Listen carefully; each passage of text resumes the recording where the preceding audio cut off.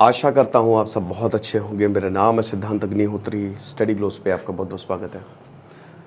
मणिपुर की situation out of control होती जा रही है, लेकिन आपकी सिचुएशन आउट ऑफ कंट्रोल इसलिए नहीं होगी क्योंकि 2 अक्टूबर को हम अपनी क्लासेस शुरू कर रहे हैं। Science of dealing with toxic people, human psychology, clinical psychology के बारे में बात करेंगे। कल आखिरी दिन है, रात 12 बजे सेल ख़त्म हो जाएगी, बैच क्लोज कर देंगे हम।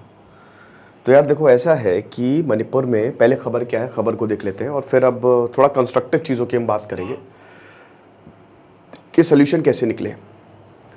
So the first thing is कि पहली बात, मणिपुर में बैंड बजी हुई है सबकी। ओके, 500 से 600 लोग बोला जा रहा है घुस गए सीएम एन बीरेन सिंह के घर में। अब सीएम के घर में अटैक, घुसे नहीं, मतलब ऐसा नहीं कि अटैक किया, अटैक की कोशिश की गई। हेमनजीत 20 वर्षीय और हिजोम 17 वर्षीय, ये 2 लड़के किडनैपिंग और मर्डर, किडनैप करके इनका मर्डर किया गया। अब आरोप कुकी मिलिटेंट्स पे लगे। अभी हमने कुछ दिन पहले देखा था कि जो तस्वीरें सामने आई थी लड़कियों को नंगा करके जो घुमाया गया था, उसमें आरोप जो है, देखिए आरोप प्रत्यारोप, यहां पे आपको बता दूं कि दोनों कम्युनिटी जिम्मेदार हैं, एक को आप नहीं उसमें ठहरा सकते। ठीक है, तो प्रॉब्लम क्या हो रही है? प्रॉब्लम ये हो रही है कि इसको लेके प्रोटेस्ट चल रहे थे, जुलाई से ये मिसिंग है और काफी ज्यादा टेंस होता जा रहा था। अभी आपको पता है कि 3-4 दिन पहले ही सीधा सीएम एन बीरेन सिंह ने चेतावनी दी थी कि 15 दिन के अंदर अंदर सरेंडर करो वरना फिर देख लो। हालांकि ये भी बोला है पुलिस से कि आप एक्सेसिव फोर्स का यूज नहीं करोगे, अगर आप एक्सेसिव फोर्स का यूज करते हुए पाए गए तो आपके ऊपर कार्रवाई होगी। अब बात ये है कि भाई यहाँ पे इतना बड़ा मॉब जो है वो जाता है एन बीरेन सिंह के घर पे प्रदर्शन करने। पिछले 48 घंटों में जो स्टूडेंट्स हैं और रैपिड एक्शन फोर्स जो डिप्लॉय की गई, उनमें लगातार मुठभेड़ जारी है, टीयर गैसेस छोड़ी गई हैं, तब जाके चीजें कंट्रोल में आई हैं। वरना कल तो हालांकि उनकी फैमिली और सीएम एन बीरेन सिंह अपने घर पे नहीं थे, वरना कुछ भी हो सकता था। हालांकि सिक्योरिटी फोर्सेस ने सबको खदेड़ा। अब देखिए प्रॉब्लम क्या हो रही है? प्रॉब्लम ये हो रही है कि अभी भी मणिपुर लटका हुआ है। मणिपुर का हमको कोई सोल्यूशन मिल ही नहीं रहा है। अब मणिपुर में क्या राष्ट्रपति शासन लगेगा? 1972 में ही मणिपुर को स्टेट बनाया गया। 1980 से लेकर 2004 तक आसपा लगा यहाँ पे, क्योंकि देखिए ब्रिटिशर ने सबको बोला था, जितने भी नॉर्थ ईस्टर्न स्टेट थे ये सब ब्रिटिश इसके पीछे है कि बेटा तुम टेंशन ना लो, एक बार आज़ादी मिल गई ना तो तुमको अलग ही करेंगे, हम तुमको ऑटोनॉमी देंगे। अब भारत में मर्जन हुआ तो सब भारत का पार्ट भारत में आए, तो बहुत सारे नॉर्थ ईस्ट के रेडिकल ग्रुप्स खड़े हो गए कि नहीं, हमको तो आज़ादी बोली थी।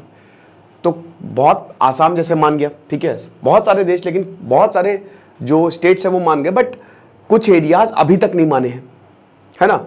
हालांकि अभी नॉर्थ ईस्ट में काफ़ी शांति है, काफ़ी डेवलप्ड एरिया है, मैं तो जाता रहता हूँ वहाँ पे, बहुत ही सुंदर है, अभी फिर जा रहा हूँ मैं।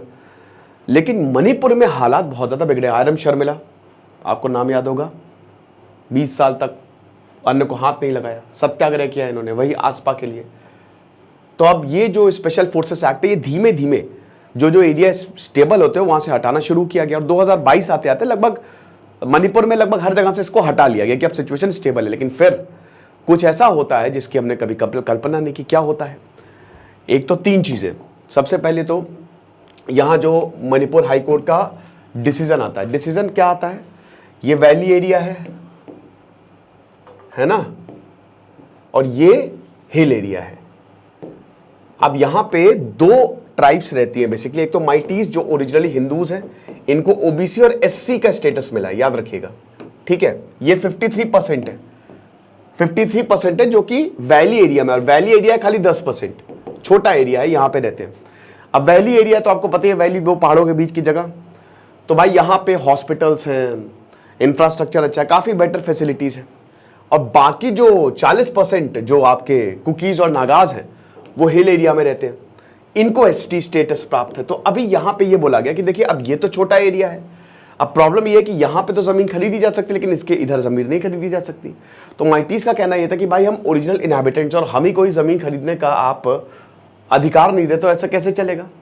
तो हाईकोर्ट ने ये बोला कि कंसिडर करिए कि आप, कंसिडरेशन की बात की थी, दिया नहीं था, कि कंसिडर करिए एसटी स्टेटस पे, क्योंकि जब तक आपको ट्राइबल स्टेटस नहीं मिलता तब तक आप पहाड़ी जगहें नहीं खरीद सकते, क्योंकि उन्हीं का ही हाथ है, ठीक है, मतलब उन्हीं का ही अधिकार है। तो अब जब ये हुआ तो फिर एक सॉलिडेरिटी मार्च निकला 3 मई के करीब, और बहुत ज़्यादा बवाल हुआ इस पर, और उसके बाद फिर दोनों कम्युनिटीज़ के बीच में क्लैशेस जो है वो शुरू हो गए। माइटीज़ का कहना है कि भाई हमको बिल्कुल एसटी स्टेटस मिलना चाहिए भाई, क्योंकि ज़मीन जो है अब यहाँ पे ख़त्म होती जा रही है, बाहर से लोग तो ज़मीन लेते जा रहे हैं, लेकिन हमारा क्या होगा, हमको तो चाहिए ना ज़मीन, और ज़मीनें चाहिए, क्योंकि भाई हम कहाँ जाएंगे।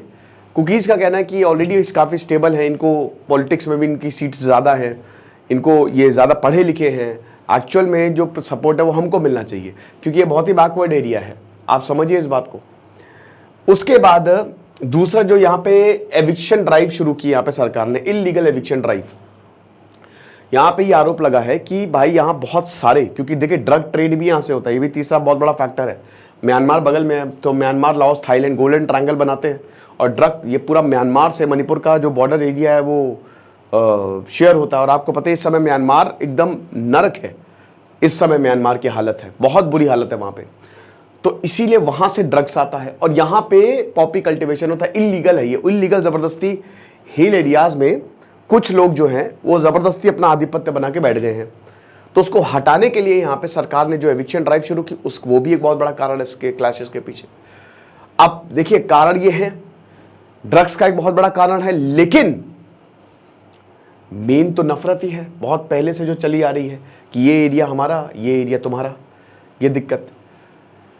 अब अभी तक कोई सोल्यूशन नहीं निकला है, हालात और ज़्यादा बदतर हो गए मणिपुर के, बहुत ही ज़्यादा बदतर हो गए।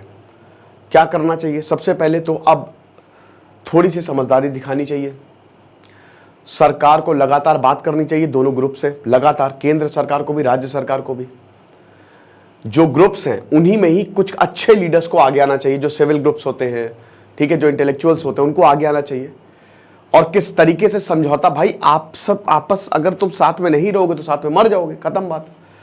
इतना समय तक मणिपुर अनस्टेबल रहा, आगे मत रहने दो।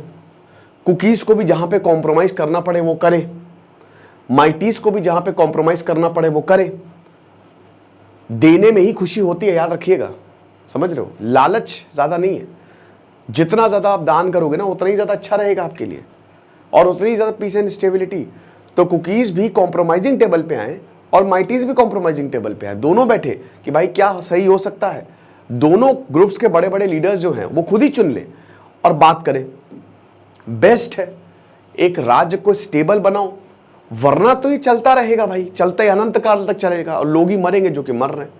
आम लोगों की हालत बहुत बुरी है, कहीं कुकी जो है वो अपना गांव छोड़ के भाग रहे हैं, कहीं माइटीज अपना गांव छोड़ के भाग रहे हैं, कहीं छोटे छोटे बच्चे 17 साल 20 साल अब दिखे बेचारे हिजाम और ये मर गए, कहीं कोई औरत जो है उनको नंगी दौड़ा दिया जाता है। तो वरना तो यही सब होगा। बैठाल के सही तरीके से बातचीत होनी चाहिए, वरना हर कोई ईगो में रहेगा तब तो काम हो चुका। और अभी एन वीरेंद्र सिंह के घर पे जो हमला हुआ है ना, बहुत ही चिंताजनक है अगर आप देखो तो। बाकी आप हमारे कोर्स को जरूर अवेल करें, आपको बहुत ज़्यादा फायदा होगा। Thank you so much.